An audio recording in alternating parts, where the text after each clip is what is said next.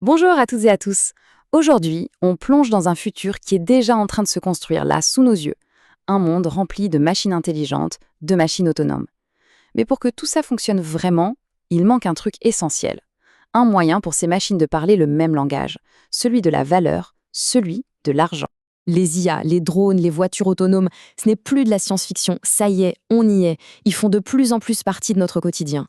Sauf que, ils se heurtent tous à une sorte de mur invisible, un obstacle fondamental qui les empêche de vraiment décoller.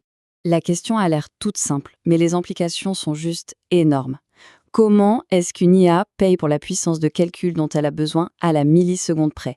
Comment un drone fait pour acheter de l'électricité en urgence à une borne privée? Ou comment une voiture autonome peut acheter une info vitale à une autre voiture? Eh bien la réponse, pour l'instant, elle est brutale, elles ne peuvent pas. C'est tout. Nos créations les plus sophistiquées sont, et c'est le grand paradoxe, complètement coupées de l'économie mondiale. Elles sont comme paralysées, incapables d'agir seules sur le plan financier. Alors, regardons ça de plus près, cette paralysie. Pourquoi nos systèmes financiers, qui nous semblent si performants, se transforment en une sorte de prison pour les machines? Franchement, le décalage est total. D'un côté, on a notre monde financier à nous. Il est bâti sur l'identité légale, les passeports, les contrôles, avec des délais de transaction qui sont adaptés à nous, les humains.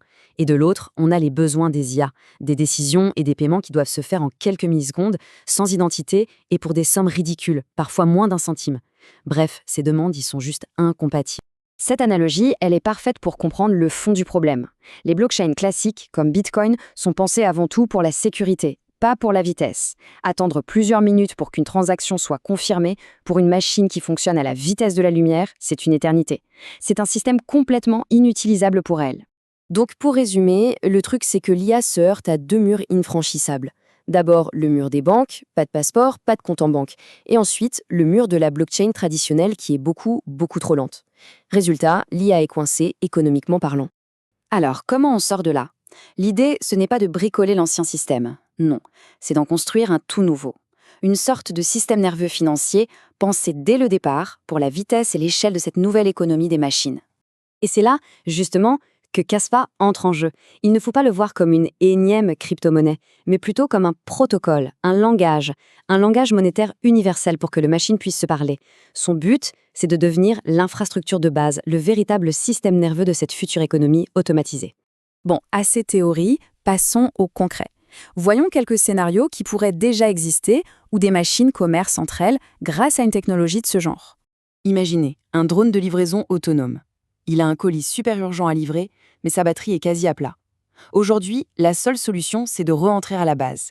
Ça veut dire une perte de temps énorme et probablement l'échec de la mission. Eh bien, avec un système comme Caspa, le scénario change du tout au tout. Le drone repère la borne privée la plus proche, son IA négocie le prix avec l'IA de la borne, envoie une microtransaction qui est confirmée en une fraction de seconde, la borne se déverrouille, le drone se charge et il repart. Problème résolu, de manière autonome, efficace et surtout instantanée. Allez, deuxième cas de figure, la sécurité sur la route. Les voitures autonomes, elles collectent une quantité incroyable de données sur leur environnement en temps réel. Et ces données, elles peuvent valoir de l'or pour les autres voitures sur la route. Imaginez la scène. Une voiture détecte une plaque de verglas invisible. Elle peut instantanément vendre cette information vitale aux voitures qui la suivent pour une somme minuscule. Le paiement est immédiat, l'info est transmise et les autres voitures peuvent anticiper le danger avant même de le voir. On a là un véritable marché de la donnée en temps réel qui peut littéralement sauver des vies. Ok, dernier scénario, et pas des moindres, la gestion de l'énergie. Nos maisons deviennent de plus en plus intelligentes. Elles ne font pas que consommer de l'énergie, elles peuvent aussi en produire et en stocker. L'IA d'une maison avec des panneaux solaires voit qu'il y a un surplus d'énergie. Au même moment, l'IA de la maison d'à côté a besoin de jus pour recharger une voiture.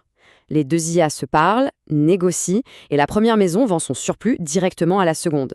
Et le paiement se fait en continu, au fur et à mesure que l'énergie passe. Au final, on a quoi? Une grille énergétique décentralisée, bien plus efficace et moins chère pour tout le monde. Alors oui, tout ça, ça peut paraître un peu futuriste, mais en fait, ça repose sur des avancées technologiques bien réelles. Il y a trois piliers, trois choses fondamentales qui différencient une infrastructure comme Caspa de tout ce qui existe déjà. Alors, si on compare, les différences sautent aux yeux. D'abord, la vitesse. Oubliez les blocs toutes les 10 minutes. Caspa utilise une structure qui s'appelle un bloc DAG, où les blocs se créent en parallèle. Ça permet de valider jusqu'à 10 blocs par seconde. Les confirmations sont quasi instantanées. Deuxième pilier, les frais sont minuscules, ce qui rend les fameux micro-paiements enfin possibles. Et enfin, troisième pilier, l'accès est libre. N'importe qui ou n'importe quoi peut utiliser le réseau sans avoir besoin de montrer patte blanche. Alors, quand on met tout ça bout à bout, ça nous met nous. Eh bien, ça veut dire qu'on est peut-être à l'aube d'une nouvelle ère. On assiste en fait à la naissance d'une toute nouvelle couche économique, une couche opérée par et pour les machines. Et là, c'est un point super important à comprendre. Le but, ce n'est pas de remplacer un système comme Bitcoin, c'est de le compléter. Si Bitcoin s'est imposé comme l'or numérique, une sorte de réserve de valeur ultra sécurisée faite pour être gardée, eh bien Kaspa, lui, est conçu pour être le système nerveux, l'argent liquide numérique fait pour circuler à la vitesse de la lumière. C'est la lettre contre l'email. Donc l'idée de fond, ce n'est vraiment pas de tout casser pour remplacer, mais de construire l'infrastructure pour le monde qui vient. C'est une expansion, une nouvelle dimension de ce qui est possible économiquement. Ça ouvre la porte à des milliards de nouveaux agents économiques, les machines elles-mêmes. Ce sont les rails pour une économie qui n'existe pas encore. Et tout ça, ça nous laisse avec une question assez fascinante, au final. Imaginons un monde où nos voitures, nos téléphones, nos maisons ne sont plus des objets passifs, mais des acteurs économiques autonomes qui optimisent notre monde en permanence, en arrière-plan, en échangeant de la valeur entre eux pour rendre nos vies plus simples, plus efficaces. C'est ce futur-là que l'économie des machines commence à nous dessiner.